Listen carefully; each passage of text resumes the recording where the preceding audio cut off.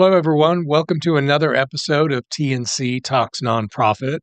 I'm Scott. Mercedes, and today our guest is Simon Salas, who is the CEO for Good Samaritan Community Services. Welcome. Nice to have you. I'm glad to be here. Well, we were talking before we started filming, and I think we all know the drill by now, but this podcast is really just learning about the stories of the leaders of our nonprofits in our community. And so we want to hear, I know some bits and pieces about your past, but how did you get to run? First of all, before we get launched into your story, I apologize. We skipped over what does Good Samaritan Community Services do for our community? So Good Samaritan Community Services is celebrating 75 years this year. Oh, So we began in 1951 as a ministry of the Episcopal Diocese of West Texas. And so when we began, it's to serve really the health and medical needs of that particular community. So we began by providing vaccinations to people because the health outcomes are so poor in that neighborhood.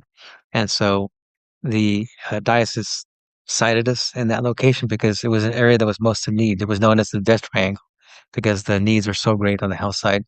And we quickly expanded to provide kindergarten services, always a great focus on education.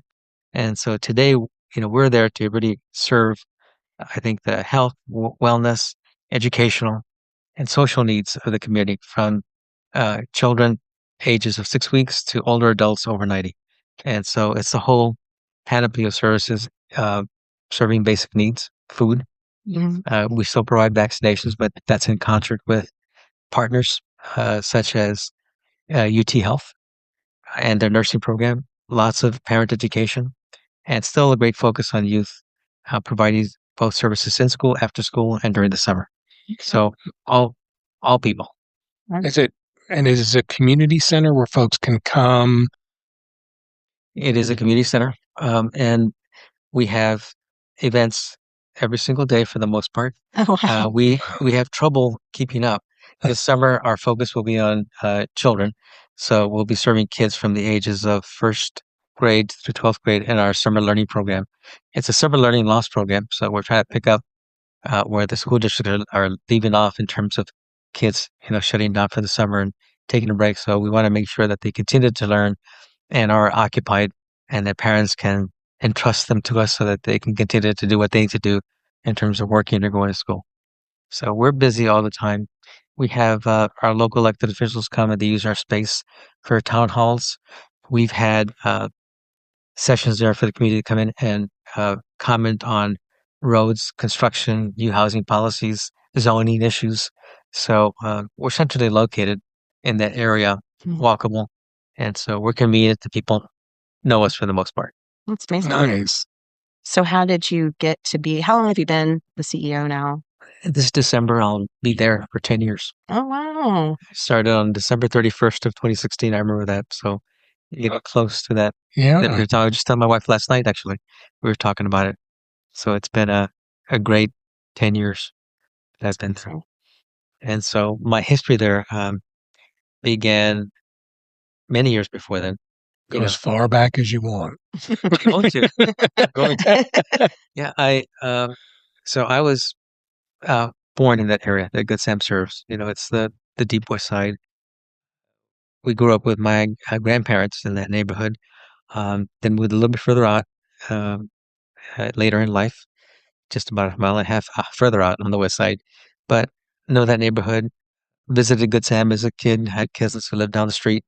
And if you know that part of the west side, it is the Guadalupe Street is a main thoroughfare. We're right off Guadalupe Street. And so it was something that it was always there in the back of our mind. So it's an institution from that perspective. So, we kind of grew up together in that neighborhood. Yeah. So, but I was never enrolled in the sense of like going there every day. It was an occasional thing. But many, many years after that, I was talking to a friend of mine and he was the chair at a Good Samaritan. He and I both went to the same college. I said, "Hey, Simone, I'd like you to join the board. Come on, you are from the neighborhood, you know it well. Come join." And I said, "No." And then he asked me again, and I said, "No." And then he asked me again, and I said, "No." the fourth time I said yes, but I didn't say no for a bad reason. This was Neil McLean, great guy, fantastic lawyer here in the state, and Neil, wanted someone to serve who kind of knew the neighborhood. I'd been doing some volunteer work already at Good Sam when he asked me to. Trust him immensely, and so when I said yes, I said now's the right time. Given my other commitments and what I can do. So I served on the board for 6 years, um, on the program committee, and then later as vice chair. And then my terms ended, and I left.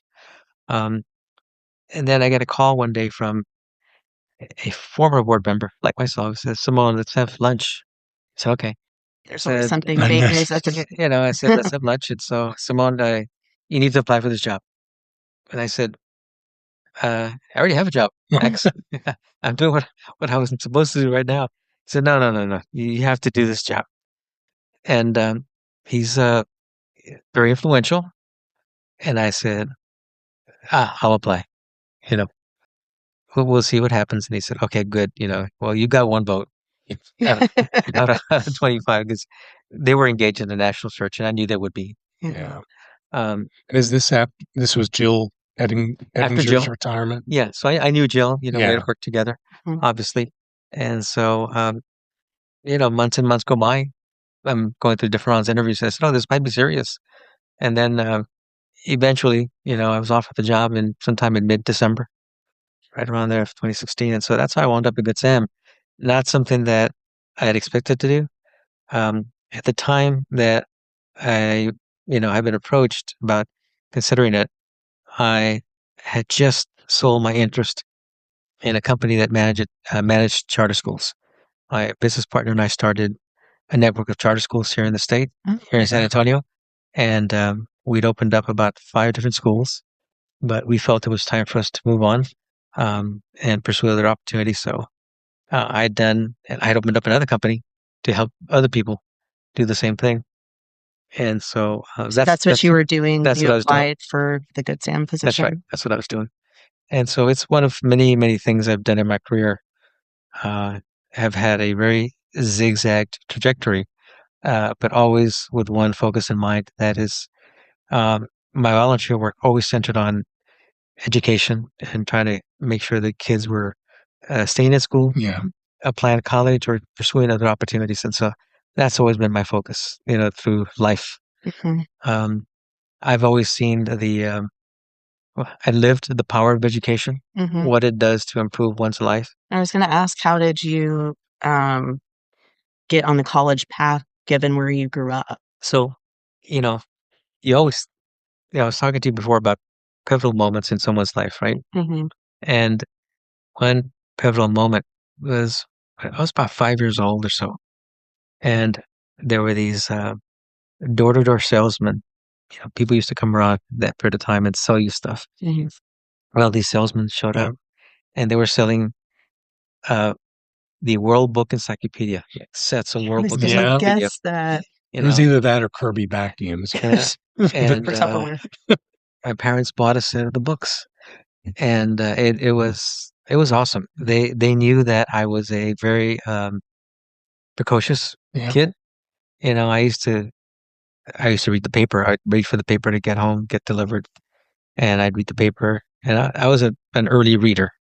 I was about 5 at that time, 6, and so I just devoured those encyclopedias over the next 2 years. I read them, each book cover to cover, like Wow. the A's, the B's, and then scientists and inventors and patriots, whatever they're insects. It's just like You it can was a totally whole see that. it was a whole new world, Yeah. that was opening up before me in terms of, wow, there's all this stuff that you can learn. Yeah. And that really started me on the path of like, this is pretty cool, So I'd say that's one event.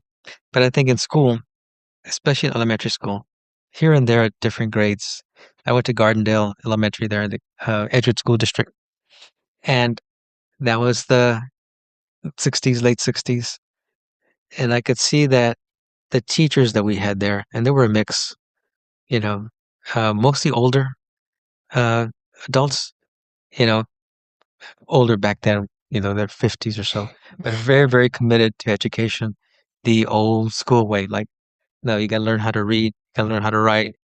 Um, and they were pushing us, and I didn't understand why. I didn't mind it, but they really pushed us hard. So I'd say those are some of the early mentors, were the people that took an interest in And they saw the pushing us. potential.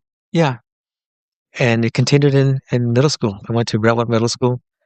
And again, I had teachers who were having us read, E. Cummings, in English class, and Black Like Me in my other English class, different grade. And I thought, well, this is pretty out there, because now these were younger teachers now. They were really involved in the Vietnam War movement and, what it meant for this country. And I think they wanted us to make sure that we were getting an education, because in that community we grew up, there were a lot of young men going to war. They were being drafted. Right. And I think that might have been a motivation, back then. And then I think going to high school, again, lots of young men and women who pushed us in many, Passionate many different teachers. ways. Oh, yeah. Just, I thought they were great teachers, really had an impact. That's nice. So education has always been at the forefront. Um, and I think what I'd always wanted to go to college. I don't know why, other than it's something, I wanted to get away. I think that was one thing. I wanted to get away. And, I started working, my early jobs were at 9 years old, but paycheck job, pretty consistent. When I was like 15, 16, I started working full time. And so I'd work from 4 o'clock to 11 or 12, 5 or 6 days a week, whatever it was. Wow. And did homework at night or at lunchtime. So really was prepared for college in that respect. I knew how to manage my time, but I decided I was going to leave home. And so I get a few acceptance letters over a couple of weeks, back in, that's April or so, April or May. And when I opened up one of the letters, it was for my college. It was Columbia, and accepted. And I said, yeah, that's where I'm going. And I had other acceptances, but I said, no, New York City. It's a good school, from what I can tell. And I'm going to go there. And that's a leap Yeah. to New York. That's a leap. Oh, it was a leap for sure. Yeah. And again, well, how did I wind up there? There were students who from that neighborhood who were attending schools on the East Coast, and they visited Kennedy, Jennifer, where I was attending school, and they said, y'all should apply. We're there. You can do it. Great schools. And so there are students from Princeton and Yale and Penn, Columbia. Listened to them all, and I wanted to apply to a few of them. And so that was my choice. And so that's how I wound up in New York City and at Columbia. But it was a leap for sure. I'm sure it was a little bit of a culture shock. Oh, it was a big culture shock. So when I told my mom and dad I got in, I'm leaving, there was some trepidation there. And it says, "Oh, how are you going to pay for it?" It says, we'd rather you stay here and work. You can go to SAC and then you can transfer later." And I knew that was an option. And I said, no, they're going to pay for it. So I think, when you have educational institutions who are willing to step up for their students, like is happening today with the Alamo colleges and UTSA and A&M, and our private universities as well, who bear a substantial part of that burden for students, it makes a difference. Yeah. That access. And so that's why I was able to leave. They were going to pay for basically everything. So it made a difference. What did you major? Oh, sorry. No. What did you major? Sorry. You go. All right. Are you the only child? How many you are? I have 2 brothers. Okay. So were you I was the oldest. Okay. So yeah, I was the oldest. I have a brother who's 2 years younger, and then one who's 12 years younger. And so love them both, admire them both. I was thinking about, what is it that sets people apart sometimes?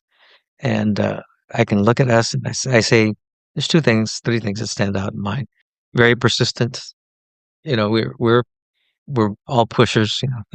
We don't stop. We're curious. and I think the other thing is we think about other people. Yeah. If we can do this, how do we bring other people up? And I think that's important when you live in a community. Yeah. And I think that is the difference if you're in a community Mhm. as opposed to just, living in a neighborhood where you don't know so much now as you don't know your neighbors. People don't know one another and don't gather as a community like they used to. Yeah. I think there's a lot to be said for that, because when we look at Good Sam and the community that surrounds us, we see things that are happening that are not pro-community, Yeah. right? And it's sometimes just very basic things, and that is, do our streets work for our neighbors? Do we have sidewalks so kids can get there safely? Is the our community policing, how's it working for us? Um, are people able to afford to live where they live? So all these things are bonds that bring community together or can tear them apart. Mhm. So when they're working in unison, it's wonderful. Yeah. Well, it's beautiful that you have a place to gather to help facilitate that and keep that going so that neighbors can speak up or get, organize basically. Now, I was going to ask, because I know you were an attorney. So what did you went on to law school? Yep. When I was trying to decide what to do in life, and I think by this point I've kind of decided. At first, I thought I'd be a teacher because was so influenced by my teachers, both those in school and then my relatives. My grandfather was a mechanic, which I loved working with him on the summers and still love doing that. And at our house, we undertook every repair possible, and so I still do that today. And so there are many people that influence you throughout life. And I said, teachers was just such a great influence. And so I thought I'd do that. I looked at the requirements that I'd have to go back and said, no, I'm not going back to do that course or that. And then I thought I'll be a journalist. I went to the journalism school for the summer there at Columbia, took a few classes, and I loved it. I thought this is fantastic because I love to write. Um, but then there was a professor I had. He was an editor for the New York Times, and he said, "Well, just be prepared to be poor for a long time." And I said, "I've done that already. I don't want to continue doing that." And then right around the summer before my senior year, I said, I think I'll apply to law school. And so that's what I wanted to do. And I applied to 17 schools, and I got into most of them, but I decided to stay there at Columbia. And then that was really eye-opening. Got to meet some wonderful people.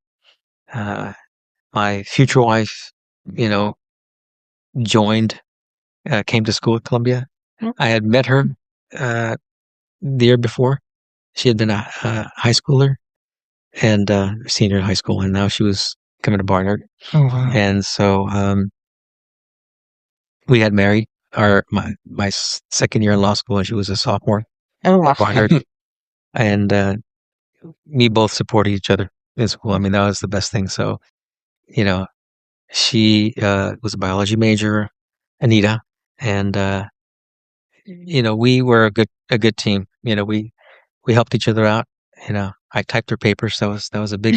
I knew how to type. I was surprised she didn't know how to type. I don't know if that was intentional or whether she lied, but that's what happened anyway. And we survived, and we both finished school at the same time. Right at that when I finished my second year of law school, was getting to finish.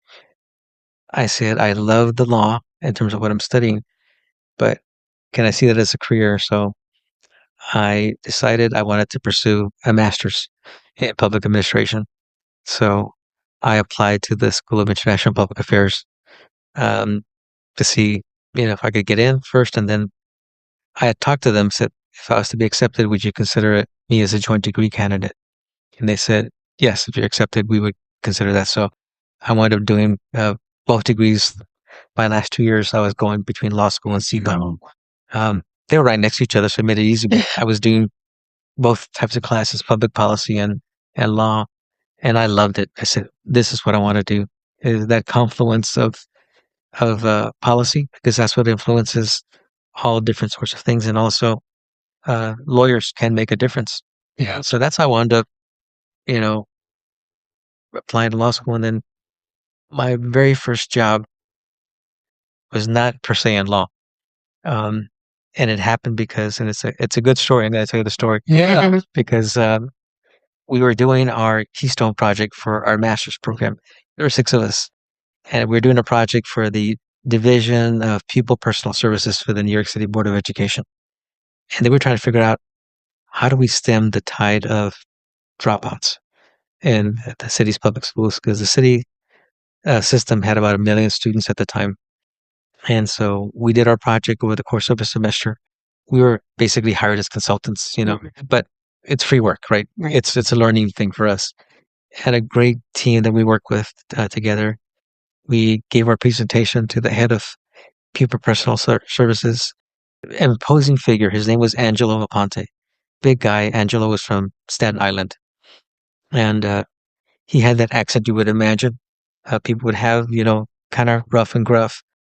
And we're talking around the table in this big conference room, and he was being very dismissive of parents, especially Hispanic parents. He said, "Well, they don't care about their kids. If they did, they would keep them at school, and they don't do this, they don't do that." And so he was basically blaming the parents for the failure of students.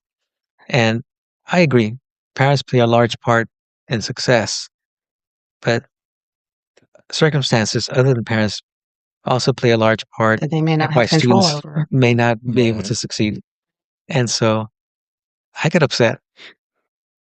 And so I raised my hand and I said, yes. So, Mr. Ponte, I don't agree with you. I don't think what you're saying really is held up by the facts. He said, well, what do you know? Right? He just told me like that. And Angelo was like 6'4".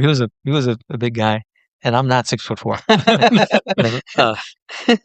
I'm like 5'2". And so I said, well, I was a dropout, so that's why I know. And that shut him up, right? I was not a dropout.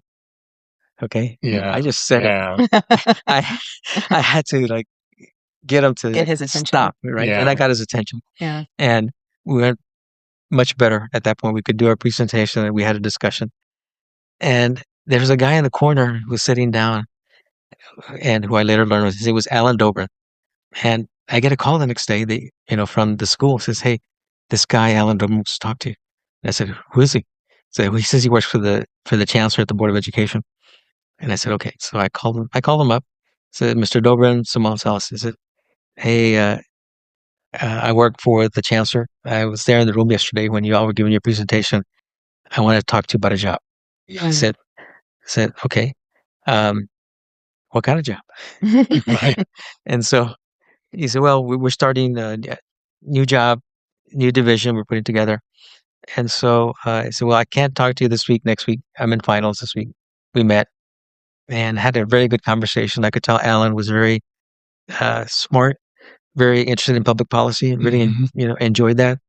And so look, a few of us, including the head of our budget office, are moving down to special education.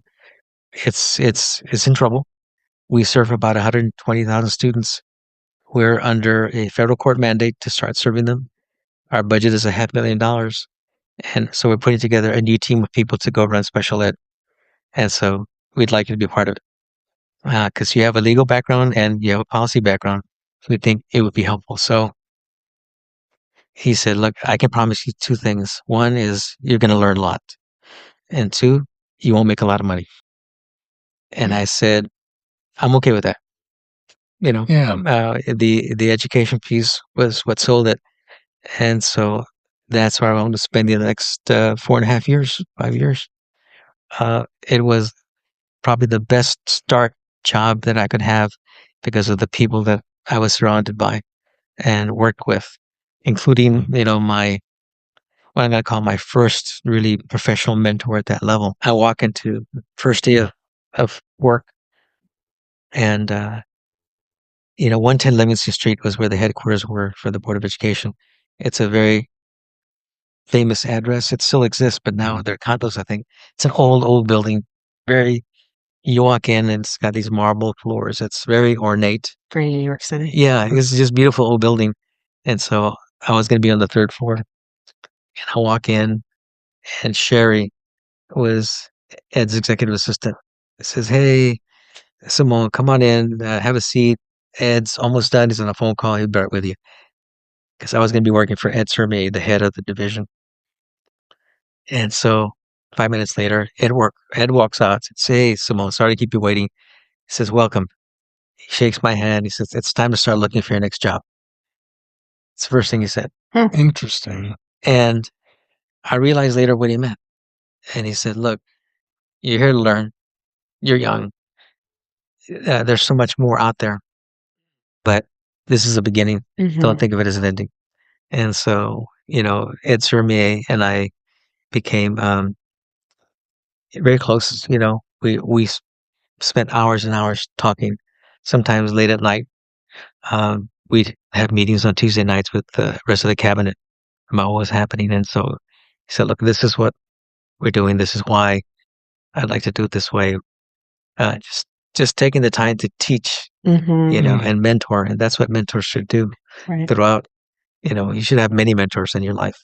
Ed stands out. I'm going to see him next week.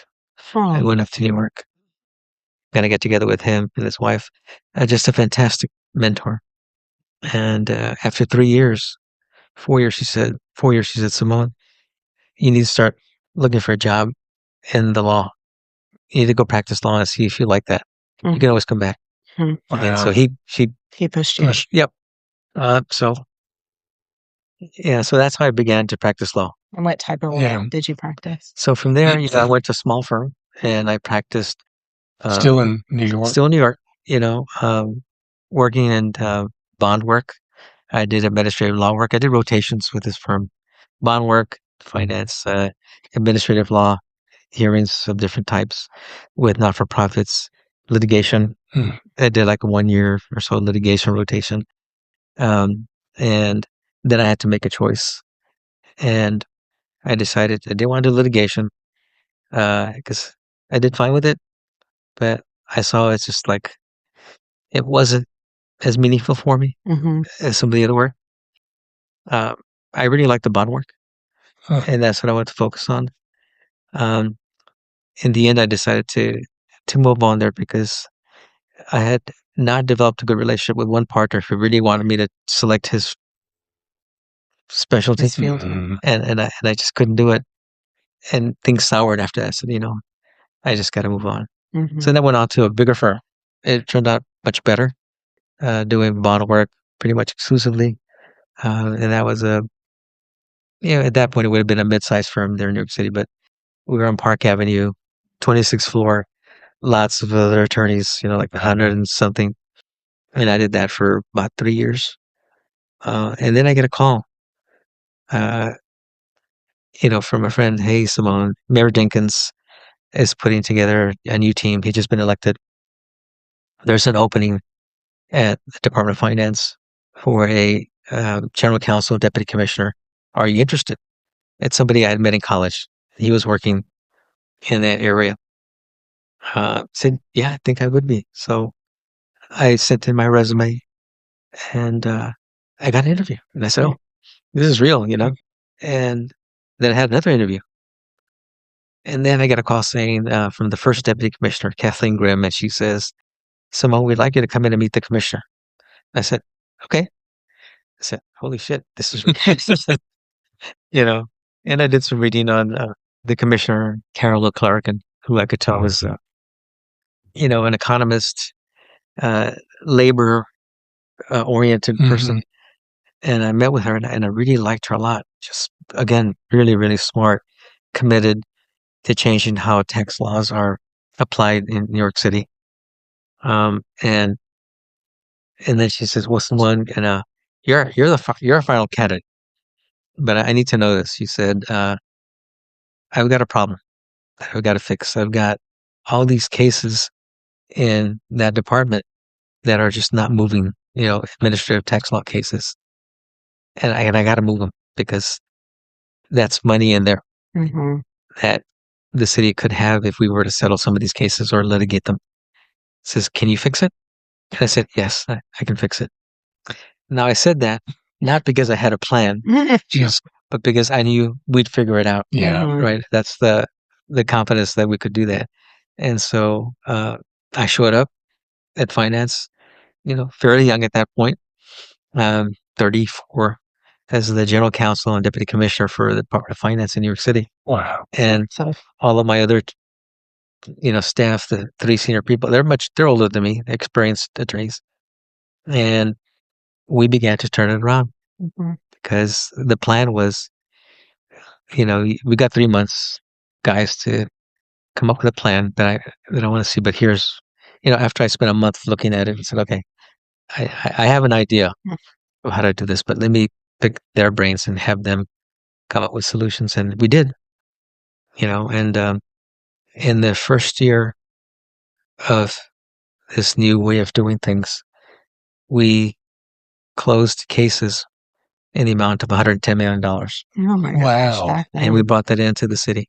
So Carol and the mayor were quite happy because that's straight revenue off the top. Mhm. The second year was 105 million. The third year was 110 million, 100 million. And so then Carol says, Simone, I think you should take over this other department. So I took over the Treasury Department, which managed the city's overnight deposits that come in so we could invest them.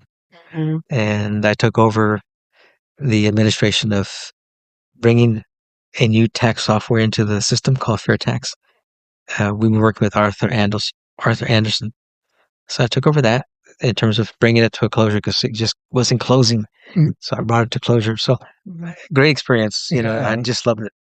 I'm talking a lot here. So you tell me when No, It's so interesting. when I stop it. No idea Yeah. that you had that. I mean, from fancy New York City lawyer to running a community center in San Antonio. I mean, that's wild. and what brought How'd you you guys? back? That's what I was wondering. Well, I had the privilege of, I worked under the Dinkins administration for that number of years. Mhm. And then I get a call saying, hey, would you like to be considered to be the next commissioner of finance? Because Carol's going to move up. She will be the budget director for the city. And we'd like to consider you. He said, yeah, I'll consider it. And then Mayor Dinkins loses the election. Oh. So it didn't happen, right? And at my level, you work at the pleasure of the mayor. Yep. So our new mayor was Mayor Giuliani. Oh. And so I have a new boss now, Mhm. finance director Mark Shaw. And Mark calls me to his office after like 2 months that he's there, whatever it was, and says, Simone, I got a call from the mayor's office and they want me to tell you that you have to leave. You got to go. But I told him no, because I said, you're doing a good job and why would I get rid of you? So I stayed on and I worked for Mark and he was also brilliant, good boss. But the next year, Mark gets elevated. He becomes the budget director for the city. So I get a new boss. So Joe calls me to his office. He says, Simone, I've got a call from the mayor's office and they want you to leave. I said, okay. And he didn't say, No. He was not going to yeah, buck. yeah. I mean, Mark had a lot of pull just because he was a well-known person in the city as a budget guru. Mhm. So they weren't going to go against him. Yeah. Joe was different. He was moving up.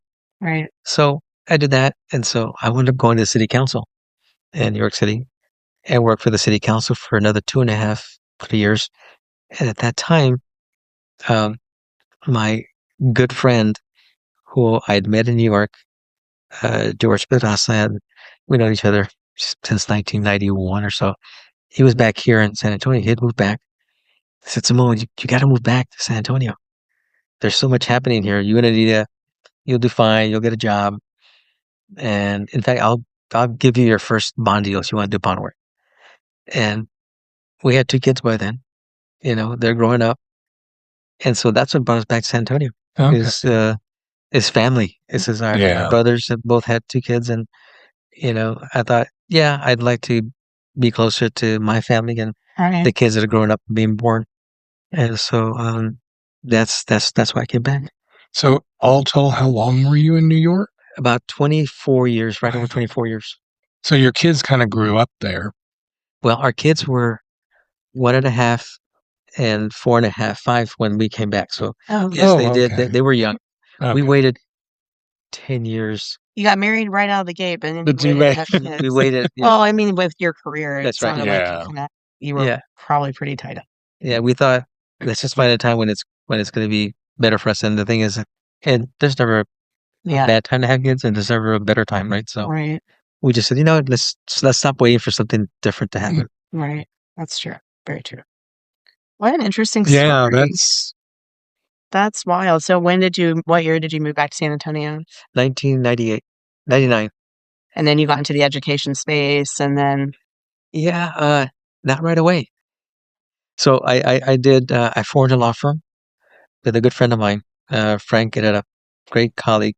We formed a firm that was going to do general counsel work, represent public entities, because Frank had a separate practice that did personal injury work, which is what he was known for, but he wanted to expand what he did. So I'd known Frank for quite a while. And so we formed a different firm. And so we did that for about 2.5 years. We represented the Alamo colleges for, I guess, about 2 years or so, somewhere on there. okay. And then one of our clients hired me away saying, come in and be our in-house counsel. It was a construction company. Wow. And so I decided this is a good opportunity, in terms of that different type of work. So I did that for 6 years, and just got involved in construction law, and still a lot of negotiation. That's not going to say, shattering down a lot of, but, and then George, who had said, come down here, I'll give you first. Well, George said, hey, Simone, we should really, start a charter school network. You've got so much interest in education. This would be a way to kind of do something different. Mm-hmm. And so the opportunity arose. And so we co-founded a charter school network along with other partners here in San Antonio. Mm-hmm. And, did that for 11 years. And really the intent was, if you look back at anyone's history, what makes a difference is, do you have access to education or not? Yep. And certainly that's what made a difference for me. And so we're trying to do the same thing for other kids in parts of town that maybe did not have the same degree of access. And so, we did that for 11 years. And so, when I look back at all the things that I've done, I always had my foot in the door volunteering one way or the other with helping kids applying to college and reading their essays, editing their essays, talking to parents, giving them advice. And I just did that because I knew friends, or they would say, well, you should talk to so and so. I just love, when you look at your career and your life, there's always people behind you, right? Mhm. Young people. And those are the ones that are going to be making those policy decisions that will impact your life. And so what better way to give than to support those dreams in different ways? And so that's what I saw kind of the work at Good Sam, being. And so when Max offered me, so that opportunity, said, Max, you should apply for this job. And I said, okay. It was right in line with, things that I've been doing my entire life. Right. And all of the different segues that I've had in terms of career really contribute, I think, to the work that I do today. Mhm. Because, working in New York City, I always have to take a macro perspective, and that is what is happening in the world, Mhm. what is happening, because there's so much coming at us in many different ways that really impact public policy. And two, you got lots of smart people trying to figure problems out or trying to get around things. So you always have to be on your toes. And I am, really believe that it's a tremendous learning landscape. And then coming here, I think the same things are happening in different ways. I think learning things like trying to put yourself in other people's shoes. That is a learned response for many people. You've got to do that. If you don't appreciate other people's positions. And it's very easy to think, well, I'm just right. Yeah. I'm not going to listen. Yeah. And so listening is, I think, the most important aspect of leadership. Mhm. If you can't listen and understand, then you're really not leading. You're listening to the own voice in your head, and not really taking into consideration, well, you know what? There's other viewpoints you've got to consider. Right. And sometimes, leadership doesn't mean winning. It does mean, I think, doing the right thing at that point in time. You were built for nonprofit work. And now it makes sense, sitting on our advocacy committee Mhm. with the background you've had as well. Yeah, when you look at what's happening in San Antonio right now in the landscape, we have become much more sophisticated. Yep. For sure, and that's good. That's a very good thing, and that is, looking at the bigger picture, and then, for people like us in the not-for-profit landscape, we have to look out at also the micro context of what we work in, and that is what is impacting our community. Mhm. And how do you blend those two? Because they're sometimes at odds with each other. I was listening to one of our council persons the other day on the radio and talking about, we have a big budget in the city and the county. And they said something like, well, we don't have a revenue problem. We have an expense problem.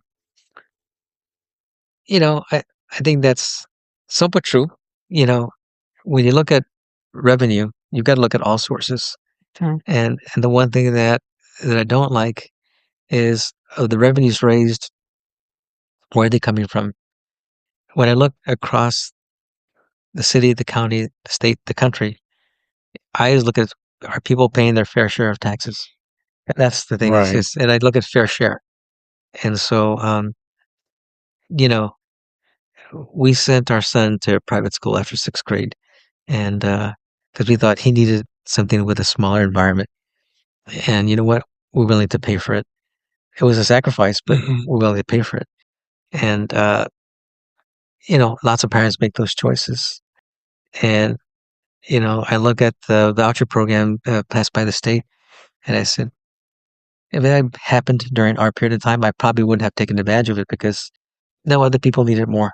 Right. It's like let's invest in public education, because when you look at, we were talking, Scott, earlier about community and how maybe we've lost a sense of community. And I think that when you look at our backgrounds, perhaps when we were in school, what really established communities, the first community is what's happening in public school. That's right. And that's where people came together. You're learning the same things, right or wrong. You're learning a nucleus of knowledge is there, Yeah. right? And you can all converse in that same language because you've got it put before you. And I think now, knowledge is very segregated, and that is depending upon where you go. Although, public school, yes, the curriculum is set, but there's so many more choices now in terms of what can be taught. And now we're like letting politics infiltrate education too much, and that's not a healthy thing. Not if you're trying to move forward in terms of building community. Right. I look at community here as the city, right? We got to look at everybody, and it's not a race thing, not at all. I mean, it's more of maybe it's class, and that is everyone should have equal opportunity, Right. right? Wherever they are, north, south, east, west. That's what I'm for. Yep. Um, I would agree with that 100%. Yeah. Wow. Well, thank you very much. I mean, again, we had no idea. And this is the beauty of, Because you are kind of a quiet person in general. You are a listener, observer, and you're taking everything in. But that's so interesting what you've done, and what a gift you are to be able to run Good Sam and be an advocate for your clients and your, community. constituents. Your I love what I'm doing. I love the team that we have there. I really enjoy working with my peers. I mean, they're doing incredible work, Mm-hmm. and we do incredible work together. I agree. So, And to be back in your neighborhood community doing what you're doing. Full It's kind of full circle. Yeah, I never thought I'd be doing that. I know. Most everyone we talk to Yeah. says that, including us. Yeah. I mean, we all have a Not many story. folks wake up and say, I want to run a non. Yeah. Because if they did, we'd say, I need to check your temperature. Just kidding. No, Well, I'm teasing. But, well, thank you for joining us. We Yes. appreciate it. Thank you. Appreciate being here. And we will see you all next time on TNC Talks Non-Profit. If you enjoy these episodes and want to support us in any way, please reach out to us. We would always welcome a sponsorship of these episodes to continue doing what we do and bringing this valuable information about our community leaders of nonprofit executives to you. So see you next time. I'm excited to share with you some news that our podcast is now available to watch exclusively on Roku and Amazon Fire. Check it out on the Nonprofit Network.